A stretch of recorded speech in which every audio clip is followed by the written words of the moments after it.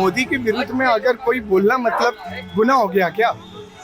देखिए, हमने देश विरोध में कार्य नहीं किया, हमने मोदी विरोध में काम किया है। मोदी की नीतियों के खिलाफ हमने कार्य किया है। अगर अपनी बात कहना देश की छवि धूमिल है तो हम अपनी बात बार बार कहते रहेंगे।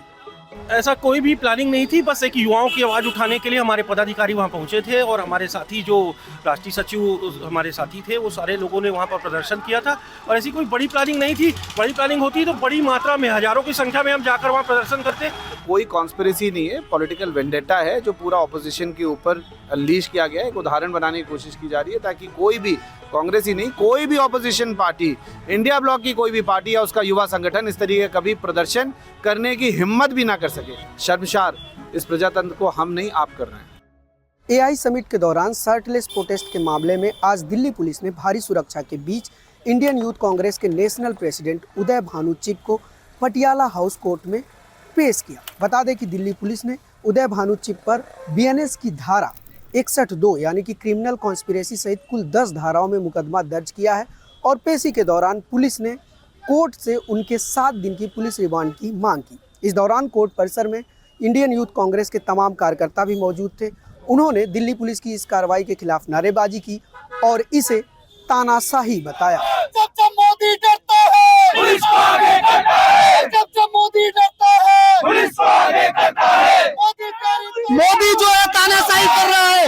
देश में डेमोक्रेसी नाम की कोई चीज नहीं बची है, तानाशाही चल रही है। हमारे राष्ट्रीय अध्यक्ष उदय भानु जी को ताने से लगाकर जो जेल भेजने का काम किया है वो बहुत ही निंदनीय काम है। हम इसकी कड़े शब्दों में निंदा करते हैं। यूथ कांग्रेस का हर एक कार्यकर्ता सड़क पर से लेकर के पूरी तरीके से सजग है और लड़ाई लड़ेगा। भारत में एक नागरिक को प्रोटेस्ट करने का, अपनी भावना व्यक्त करने का और सरकार की नीतियों का विरोध करने का ये पूरा हक है।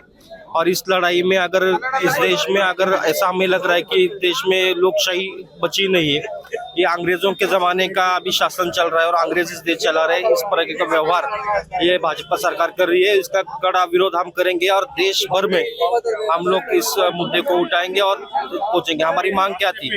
एप्स्टीन फाइल के वजह से पीएम कॉम्प्रोमाइज हो गया है और उन्होंने जो ट्रेड डील की है उसका विरोध करने के लिए हमारे सब युवा कार्यकर्ता गए थे और उनको देश में बदनाम करने का एक गलत नैरेटिव फैलाने का काम इन लोगों ने किया है। उस सब काम विरोध करेंगे और ये लड़ाई हम पूरे देश में गली गली में और हर शहर में लड़ेंगे। जैसा कि पुलिस कह रही है कि एक बड़ी प्लानिंग की थी यूथ कांग्रेस ने, उदय भानु उसमें शामिल थे। ऐसा कोई भी प्लानिंग नहीं थी, बस एक युवाओं की आवाज़ उठाने के लिए हमारे पदाधिकारी वहाँ पहुँचे थे और हमारे साथी जो राष्ट्रीय सचिव हमारे साथी थे वो सारे लोगों ने वहाँ पर प्रदर्शन किया था।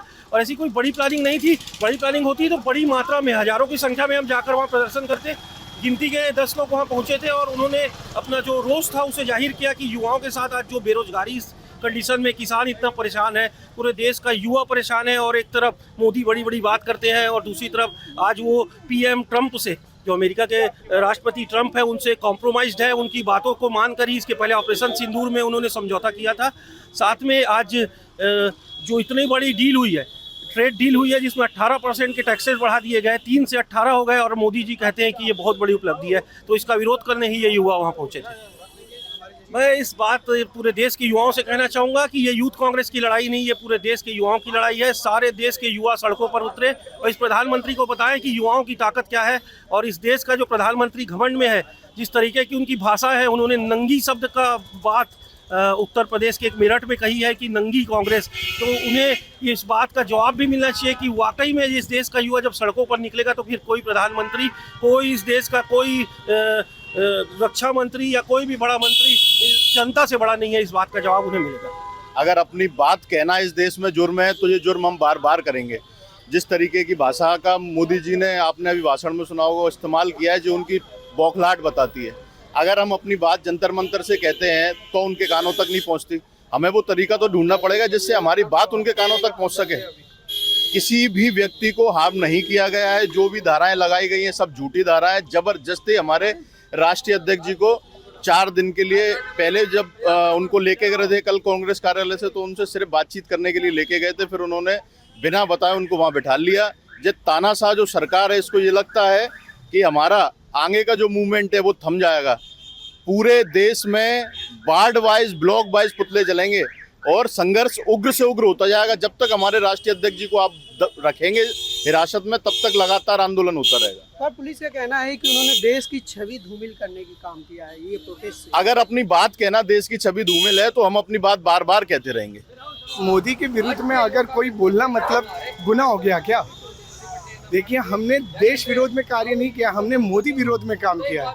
मोदी की नीतियों के खिलाफ हमने कार्य किया है और मोदी की नीतियों के खिलाफ अगर कार्य करना देशद्रोह बोला जाता है तो कोई मोदी और भाजपा देश नहीं है ना। देश हमारा अखंड पहले से रहा है और ये भारतवर्ष देश, ये देश राम का देश है, ये देश भगवान कृष्ण का देश है, ये किसी दुराचारियों का नहीं है। देखिए, कहा गया है कि जब घड़ा भरता है तो फूटता है और ये युवाओं के ऊपर सीधा जो हाथ डाल रहे हैं, भारत का युवा अब जाग चुका है और भारत के युवा को पता है क्या सही है क्या गलत नहीं है। एआई समिट के दौरान प्रोटेस्ट के मामले में अब तक दिल्ली पुलिस ने यूथ कांग्रेस के कुल 8 लोगों को गिरफ्तार किया है। पुलिस के मुताबिक उदय भानु चिब ही इस प्रोटेस्ट के मुख्य साजिश करता है। पुलिस ने उदय भानु चिब को इस आधार पर गिरफ्तार किया क्योंकि उन्होंने पुलिस की पूछताछ में सहयोग नहीं किया और प्रदर्शन के दौरान इस्तेमाल की गई टी शर्ट के प्रिंटिंग का सोर्स नहीं बताया।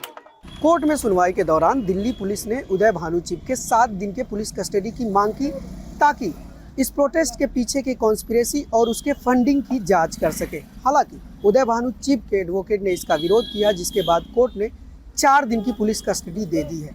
हमसे बातचीत में उदय भानु के एडवोकेट ने कहा कि इस पूरे मामले को पुलिस बढ़ा चढ़ा के बता रही है।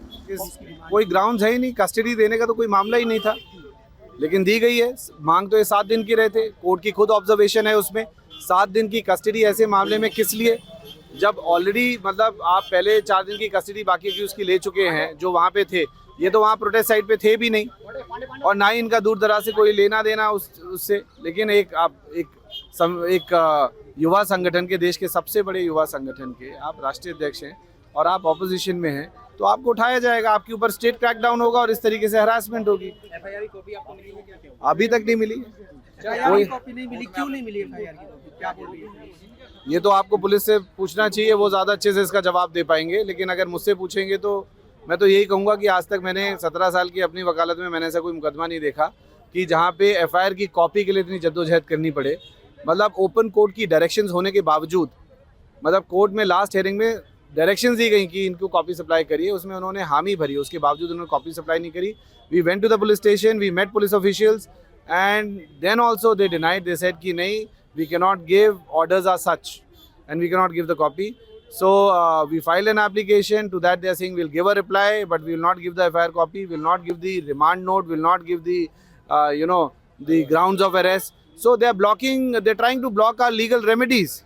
They're trying to block our legal remedies. लेकिन उससे कुछ चलने वाला नहीं है। देश में कानून है, देश में कोर्ट्स हैं, तो ये कोर्ट्स इसीलिए नहीं है और इसमें फैसला होगा और हम लोग लड़ेंगे। पुलिस का जो कहना है कि एक कॉन्स्पिरेसी, बड़ी कॉन्स्पिरेसी हो सकती है देश को डिफेम। बाकी भी आपके साथी बोल रहे हैं कॉन्स्पिरेसी। भाई कॉन्स्पिरेसी अगर कोई है तो आप प्रूफ करिए ना, कॉन्स्पिरेसी आप बताइए। वहाँ पे आपके पास सारे तथ्य हैं, इतने लोग डिटेन्ड हैं, इतने लोग अरेस्टेड हैं, सारे मोबाइल फोन्स आपके पास है, सब कुछ तो निकला होगा। एक पेन ड्राइव में ला के कोई एक वीडियो जज साहब को दिखा दीजिए, हमें नहीं दिखाना। तो अगर कॉन्स्पिरेसी है, कोई रिकॉर्डिंग दिखा दीजिए, कुछ बता दीजिए कि भाई ये कॉन्स्पिरेसी थी। तो कोई कॉन्स्पिरेसी नहीं है, पॉलिटिकल वेंडेटा है जो पूरा ऑपोजिशन के ऊपर अनलीश किया गया है। एक उदाहरण बनाने की कोशिश की जा रही है ताकि कोई भी, कांग्रेस ही नहीं, कोई भी ऑपोजिशन पार्टी, इंडिया ब्लॉक की कोई भी पार्टी या उसका युवा संगठन इस तरीके का कभी प्रदर्शन करने की हिम्मत भी ना कर सके। इससे ज़्यादा गंभीर और क्या होगा? मौकरी और जिसे कहेंगे मजाक, शर्मशार इस प्रजातंत्र को हम नहीं, आप कर रहे हैं। उदय भानु चिब की गिरफ्तारी और पुलिस कस्टडी के बाद से सियासत गर्म है। इंडियन यूथ कांग्रेस ने कहा है कि वह पूरे देश में इसके खिलाफ प्रोटेस्ट करेंगे क्योंकि इस तरह से युवाओं की आवाज़ को सरकार नहीं दबा सकती। देखने वाली बात होगी कि आगे यूथ कांग्रेस क्या क्या करती है। न्यूज़ लॉन्ड्री के लिए अनमोल प्रीतम, पटियाला हाउस, दिल्ली। पत्रकारिता का नासूर बन चुके विज्ञापन के मॉडल को खारिज करके खबरों की इस दुनिया को बदलिए ताकि पत्रकारिता आपके लिए जवाबदेह बने। newslaundry.com/subscription पर क्लिक कीजिए और अपने मन मुताबिक पेमेंट का विकल्प चुनिए, क्योंकि हमारे सब्सक्राइबर्स का नारा है, मेरे खर्च पर आजाद हैं